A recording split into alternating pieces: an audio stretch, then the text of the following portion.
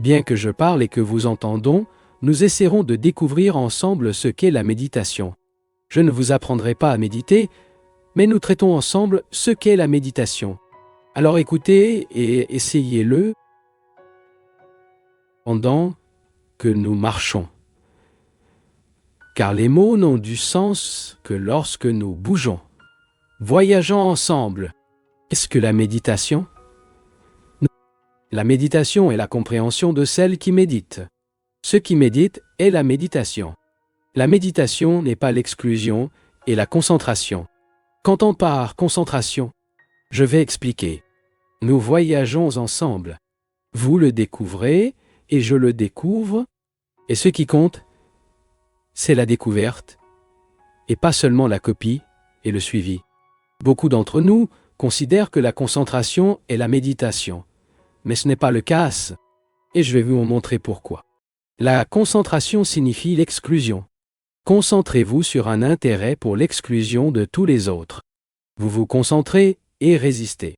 La concentration est donc au centre de la résistance. Essayez de vous concentrer sur un portrait, une image ou une idée. Et votre esprit s'enfuit aux autres intérêts.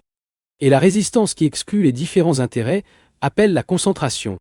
De manière positive, cette concentration n'est pas la méditation. Car dans cet effort, il y a un conflit entre ce qui résiste et ce qui envahit. Cela dépend du temps, de la résistance, de la lutte contre ou de la discipliner quelque chose. Passez des jours et des années dans cette bataille jusqu'à ce que vous puissiez concentrer votre esprit sur l'objet de votre désir. L'objet de votre désir est projeté de vous-même. Cela fait partie du processus de pensée. C'est de votre propre création. Et en elle, essaie de se concentrer. Par conséquent, l'objet sur lequel vous vous concentrez est vous-même, même si vous vous appelez un idéal. La concentration est donc un processus de fermeture, d'exclusion. Eh bien, la méditation n'est pas une exclusion. Nous étudions la méditation interrogée. Dire ce qu'elle était n'était qu'une copie. Ce n'est que lorsque nous disons ce qu'elle n'est pas que nous disons ce qu'elle est. La concentration n'est donc pas la méditation. Lorsqu'un enfant s'intéresse à un jouet, c'est une concentration. Ce n'est pas de la méditation, bien sûr. Le jouet n'est pas Dieu et l'effort pour réaliser la vertu n'est pas la méditation. Voyons donc ce que cela signifie. Est-ce que la culture de la vertu est la vertu? La culture de la vertu de la bonté est telle. Dites, je serai fraternel et méditerai sur la fraternité. Est-ce que c'est la vertu? Cette méditation sur la vertu n'est qu'un calcul égoïste. La vertu implique la liberté. Et vous n'êtes pas libre lorsque vous architectez un plan pour devenir vertueux. Ainsi, l'homme qui médite quotidiennement pour devenir vertueux n'est pas vertueux. Il porte simplement une couverture de respectabilité. Seigneur, en parlant d'humilité, êtes-vous vraiment humble? Ou portez-vous simplement la couverture de l'humilité? Savez-vous ce que signifie être humble? Vous ne pouvez pas cultiver l'humilité. La non-avidité ne peut pas être cultivée. Parce que vous êtes passionné, vous voulez être inévitable. Comment la stupidité peut-elle devenir l'intelligence? Là où il y a de la stupidité, il n'y a pas d'intelligence. La stupidité est toujours elle-même en toutes circonstances. Ce n'est que lorsque la stupidité se termine, l'intelligence survient. Ce n'est que lorsque nous terminons la cupidité que nous sommes exempts de la cupidité. La vertu est donc la liberté. Et cela n'en a pas fait quelque chose qui est une continuité sans fin. Nous voyons donc que la concentration n'est pas la méditation, que la culture de la vertu n'est pas la méditation. La dévotion, bien sûr, n'est pas la méditation, parce que l'objet de votre dévotion est projeté de vous-même. Votre idéal est le produit de votre propre réflexion. Bien sûr, monsieur, votre idéal est une autoprojection, n'est-ce pas? Vous êtes cela et vous voulez devenir cela. Ce que vous voulez devenir est un produit de vous-même, le produit de votre propre désir. Vous êtes violent et vous voulez devenir violent, ou plutôt devenir non violent. L'idéal est en vous. Son idéal est donc celui de sa propre fabrication. Par conséquent, lorsque vous êtes consacré à l'idéal, vous vous consacrez à la chose que vous avez créée. Sa dévotion est donc de soi-même. Ne vous consacrez pas à quelque chose que vous n'aimez pas, une chose douloureuse. Vous consacrez à quelque chose qui vous fait plaisir. Qu'est-ce que signifie bien sûr qu'il est créé par vous-même? Et ce n'est donc pas la méditation. Et ce n'est pas la méditation la poursuite de la vertu, car nous ne pouvons pas rechercher quelque chose que nous ne savons pas. Nous ne pouvons que chercher ce que nous savons. Si vous connaissez la vérité, ce n'est pas la vérité. Ce que vous savez, c'est le produit du passé, de la mémoire, et donc pas de la vérité. Par conséquent, quand il dit, par méditation, je cherche la vérité, il ne fait que porter l'esprit avec sa propre création, ce qui n'est pas la vérité. Ainsi, la concentration, la dévotion, la culture de la vertu, la recherche de la vérité, ce n'est pas la méditation. Et qu'est-ce que la méditation alors? Les choses que nous avons faites de toute régularité, faisant de l'exercice, de la discipline, de l'esprit. Toutes ces choses, bien sûr, ne sont pas la méditation, car il n'y a pas de liberté en eux. Ce n'est que dans la liberté que la vertu peut se manifester. La prière est soit la méditation. Comme nous l'avons vu auparavant, lorsque toute cette superstructure est prise de l'esprit, la culture de l'idéal, la poursuite de la vérité, de devenir vertueux, la concentration, l'effort, discipline, condamnation et jugement. Quand tout cela manque, quel sera l'esprit? Lorsque cela n'existe pas, il n'y a pas de méditant. Par conséquent, il n'y a pas de méditation. Lorsqu'il n'y a pas de méditant, il y a de la méditation. Mais le méditant ne peut pas méditer. Vous ne pouvez que méditer sur vous-même, penser à vous-même, mais vous ne connaissez pas la méditation. Lorsque le méditant se comprend et cesse d'exister, ce n'est qu'alors qu'il y a de la méditation. Parce que la fin de la fin est la méditation. Concentration, recherche de vérité, devenant vertueuse, condamnant, jugeant, discipliné. Tout cela est le processus méditant. Et sans comprendre le processus du méditant, il n'y a pas de méditation. Par conséquent, sans connaissance de soi, il n'y a pas de méditation. Il n'y a pas de méditation sans tranquillité d'esprit. Mais la tranquillité n'apparaît pas à la suite de la recherche ou des conseils du méditant. Lorsqu'il n'y a pas de processus total complet du méditant, il y a du silence, qui n'est pas produit par l'esprit comme une idée, comme un idéal, qui est la satisfaction projetée de nous-mêmes. Mais lorsque le projecteur, le méditant, le soi, est du tout absent, complètement instinct, il y a le silence, qui n'est pas le produit de l'esprit. La méditation est ce silence qui se manifeste lorsque le méditant et son processus sont compris. Ce silence est inépuisable, ce n'est pas du temps, et donc il est incommensurable. Seul le méditant compare, juge, mesure. Mais quand il n'y a pas de mesure, il y a l'immenable. Seulement lorsque l'esprit est silencieux, complètement calme, serein, sans projection, sans réfléchir. Si nous pouvons bien comprendre le problème de la recherche, nous pouvons être en mesure de comprendre le problème complexe de l'insatisfaction et du mécontentement. Beaucoup d'entre nous recherchent quelque chose à différents niveaux d'existence, confort physique ou bien-être psychologique. Et nous disons que nous recherchons la vérité ou la sagesse. Pourquoi? Qu'est-ce que cela signifie vraiment? Que cherchons-nous? Nous ne pouvons rechercher qu'une seule chose que nous savons. Nous ne pouvons pas chercher quelque chose que nous ne savons pas. Nous ne pouvons pas chercher quelque chose que nous ne savons pas s'il existe. Nous ne pouvons que chercher quelque chose que nous avons eu et perdu. La recherche est le désir de satisfaction. En général, nous souffrons insatisfaits et intérieurement. Et si nous nous observons toute une attention, nous voyons que le mécontentement n'est que la poursuite d'une satisfaction permanente à différents niveaux d'existence, que nous appelons la vérité, le bonheur, la compréhension ou par tout autre nom. Fondamentalement, cette impulsion consiste à trouver satisfaction permanente. Et n'étant pas satisfait de tout ce que nous faisons, ne trouvant aucune satisfaction dans aucune des choses que nous essayons, nous faisons appel à un instructeur, une religion, une manière, une autre personne, dans l'espoir de trouver une satisfaction définitive. Ainsi, essentiellement, notre poursuite ne vise pas la vérité, mais la satisfaction. Beaucoup d'entre nous sont mécontents, insatisfaits des choses qu'elles sont. Et notre lutte psychologique, notre lutte intérieure, vise à trouver un refuge permanent, qu'il s'agisse d'un refuge d'idées ou de relations immédiates. L'impulsion de base est le désir de réaliser une satisfaction totale. Cette impulsion est ce que nous appelons à rechercher. Nous avons connu plusieurs satisfactions, divers ISM, y compris le communisme. Et quand ils ne satisfont pas, nous faisons appel à la religion et avons obtenu des gourous après l'autre, ou devenons cyniques. Le cynisme offre également une grande satisfaction. Notre recherche est toujours dans le sens d'un état mental exempté de toutes les perturbations, de toute lutte, dans lequel il y a une satisfaction totale. Y a-t-il la possibilité d'une satisfaction totale dans tout ce que l'esprit cherche?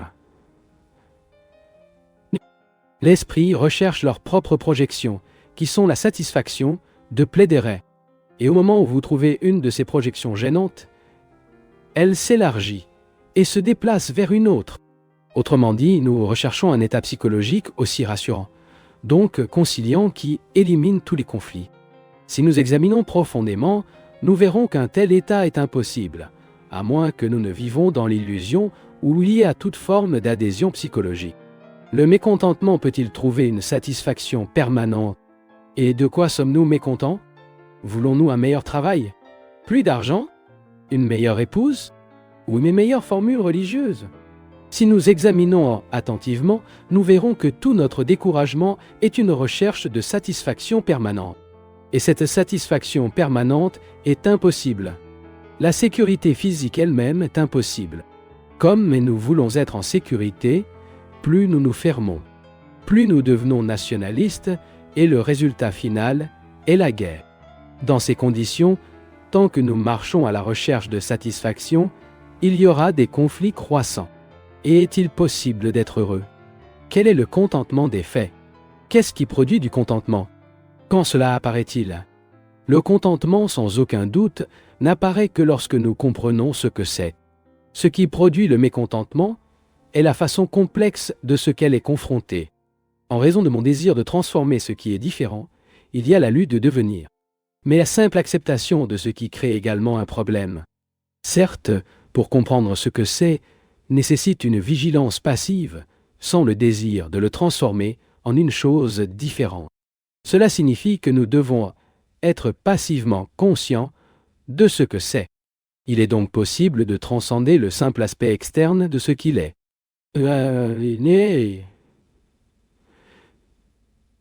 Ce qui n'est jamais statique, bien que notre réaction puisse être statique. Notre problème n'est donc pas la recherche de satisfaction définitive que nous appelons Dieu ou un meilleur état de relation, mais la compréhension de ce que c'est. Pour comprendre ce que c'est, un esprit extraordinairement agile est nécessaire qui perçoit la futilité du désir de transformer ce qui est dans autre chose, ou de comparer ou de chercher à concilier ce que c'est avec autre chose. Cette compréhension ne vient pas par la discipline, le contrôle ou l'auto-emploi, mais en supprimant les obstacles qui nous empêchent de voir directement ce que c'est. La satisfaction est infinie, continue, et à moins que nous ne le réalisions, nous ne pouvons pas accepter ce qu'il est. La relation directe avec ce que c'est la bonne action. L'action basée sur une idée n'est que de l'auto-projection. L'idée, l'idéal, l'idéologie fait partie du processus de pensée. Et la pensée est une réaction de conditionnement à n'importe quel niveau. Par conséquent, la culture d'une idée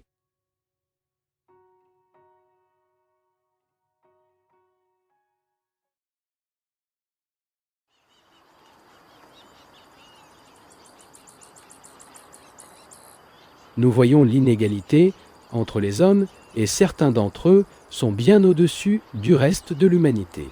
Par conséquent, il devrait y avoir des types d'êtres supérieurs, tels que les maîtres et les devas, qui pourraient bien être profondément intéressés à coopérer avec l'humanité. Avez-vous déjà eu des contacts avec l'un d'eux? Avez-vous déjà eu, et pouvez-vous nous dire comment les contacter? Réponse. Nous aimons en général les conversations futiles. Et les conversations futiles sont extraordinairement stimulantes. Que ce soit Masters et Deva, que ce soit nos voisins. Plus nous sommes ternes, plus nous aimons une conversation futile. Lorsque nous ignorons les bavardages sociaux, nous voulons bavarder sur quelque chose de supérieur. Nous ne nous intéressons pas au problème de l'inégalité, mais dans le graisseur asservi dans des conversations sur des entités étranges que nous ne voyons pas, qui nous donnent un moyen de fuir notre superficialité. Après tout, les maîtres et les devas sont notre propre projection.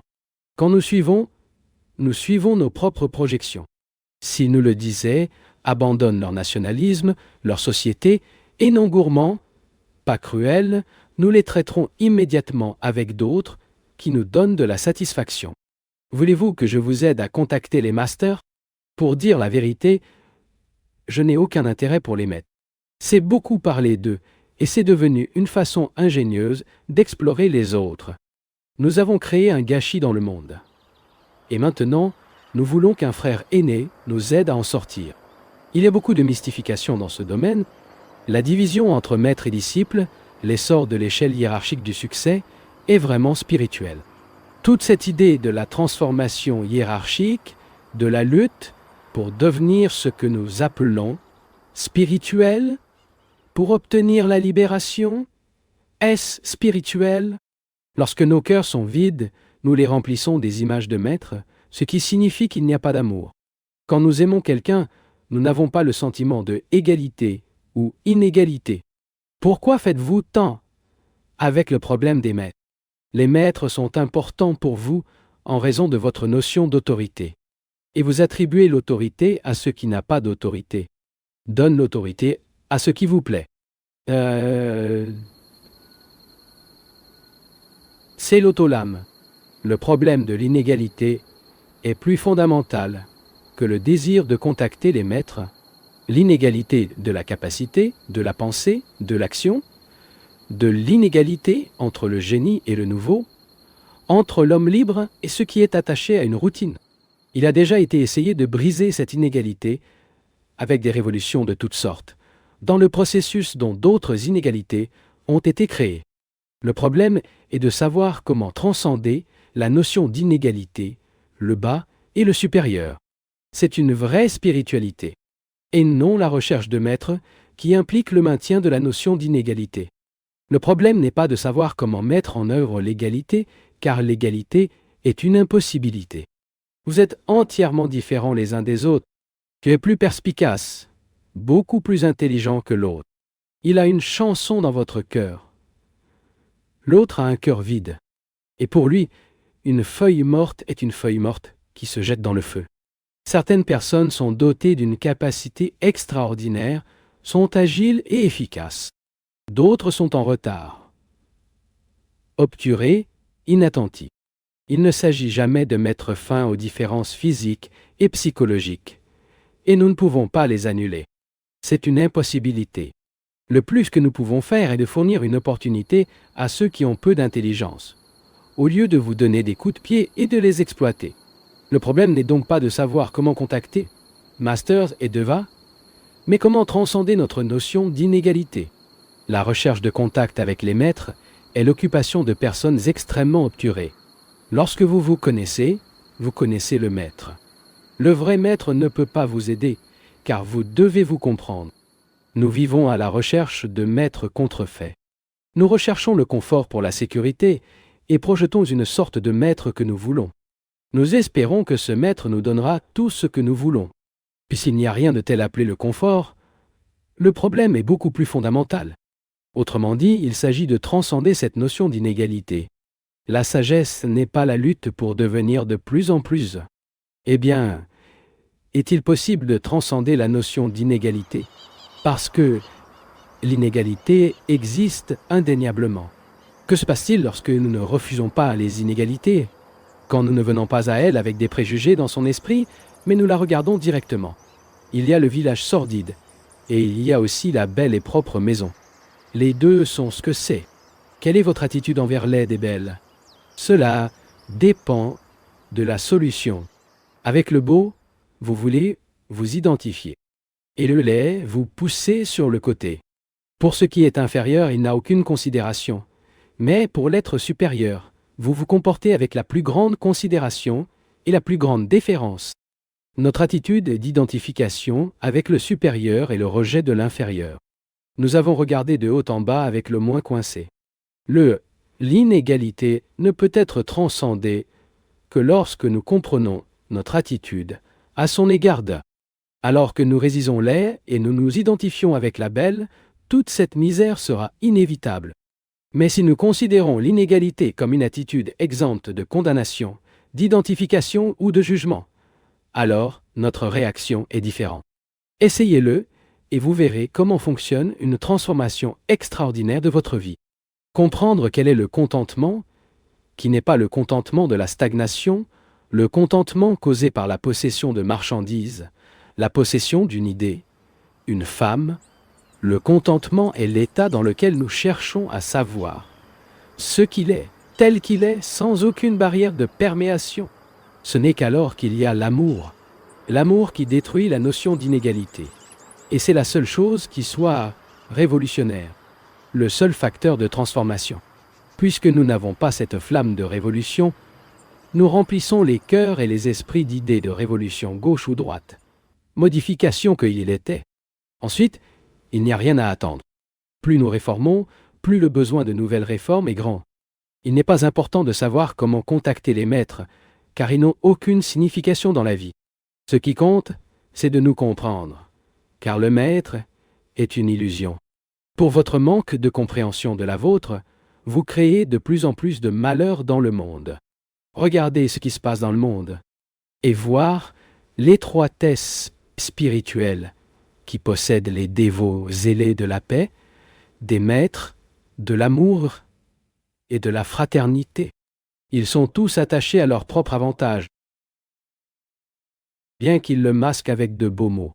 Vous voulez que les maîtres vous aident à devenir plus glorifiés et plus égocentriques. Je sais que j'ai déjà répondu à cette même question à différentes occasions et de différentes manières. Je sais aussi que, malgré tout ce que je dis, vous interpréterez vos rituels et conserverez vos épées à travers le roi et la patrie. Il ne veut pas comprendre et résoudre le problème de l'inégalité. Déjà, vous m'avez écrit des lettres disant « Vous êtes très ingrat pour les maîtres qui vous ont éduqués.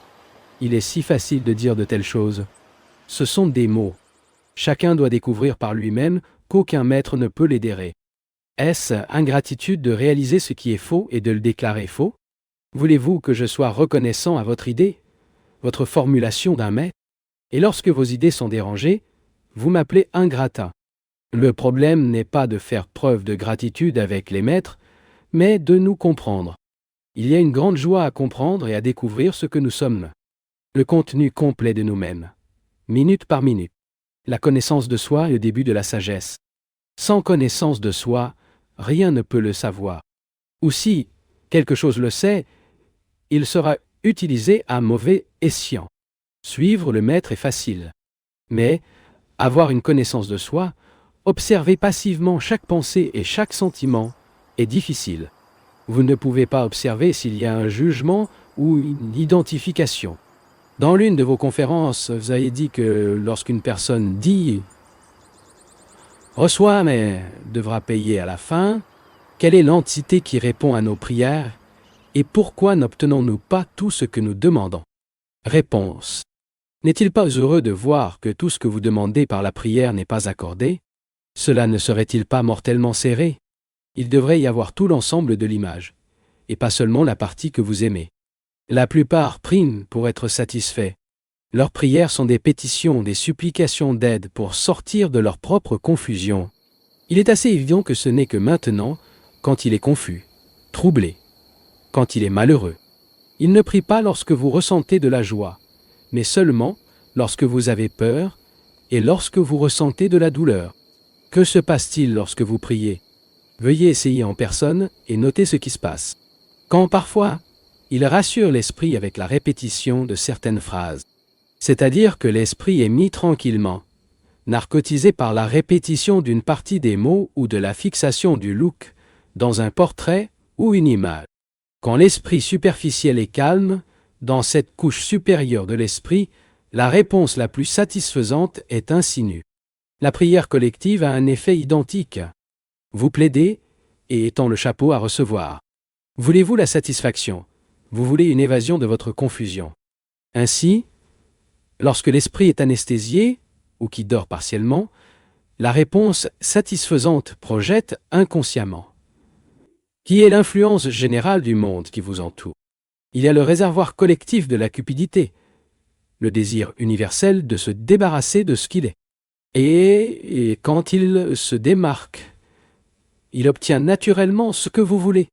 Mais ce réservoir, sera-t-il Dieu, la vérité suprême? Veuillez bien examiner, regarder attentivement et voir. Quand parfois Dieu, parfois quelque chose avec ce qui est en relation, et ne peut être que par rapport à une chose que vous savez. Par conséquent, votre Dieu est une projection de vous-même, hérité ou acquis. Lorsque l'esprit plaide, il aura une réponse. Mais cette réponse sera toujours plus emprisonnante et plus dérangeante et créera de nouveaux problèmes. C'est le prix que vous payez. Quand chante ou chantez des litanias, ensemble, évite simplement ce que c'est, à la recherche d'un moyen d'échapper à ce que c'est. Les évasions donnent leur satisfaction, mais leur prix est que vous devrez toujours faire face au problème qui vous suit comme une ombre. Vos prières peuvent vous fournir une satisfaction plusieurs fois. Mais vous vivez éternellement en détresse et voulez vous échapper. Votre recherche est la recherche à éviter. La compréhension nécessite une vigilance, une connaissance de chaque pensée, chaque geste, mais vous êtes indolent. Il existe des moyens inconfortables de vous échapper qui vous aident à éviter de vous comprendre. Le créateur de la souffrance. Si vous ne comprenez pas le problème de vous-même, vos ambitions, votre cupidité, votre exploitation, votre désir de maintenir les inégalités, si vous ne faites pas face à face au fait que vous êtes le créateur de la douleur et de la souffrance dans le monde, quelle valeur vos prières ont-elles? Vous êtes le problème. Vous ne pouvez pas vous enfuir définitivement, et vous seul pourrez le dissoudre pour votre compréhension complète. Ainsi, sa prière est un obstacle à compréhension. Il y a une prière différente. Un état mental dans lequel il n'y a pas de demande. Il n'y a pas de supplication dans cette prière. Peut-être que ce mot est inadéquat, mais dans cette prière, il n'y a pas de mouvement pour étendre la main, il n'y a pas de refus. Ce n'est pas une formule. Il ne peut être produit par un appareil d'aucune sorte. Cet état mental n'est pas une recherche de résultats. C'est la tranquillité. On ne peut pas penser, ni pratiquer, ni méditer. Seul cet état mental peut découvrir la vérité et permettre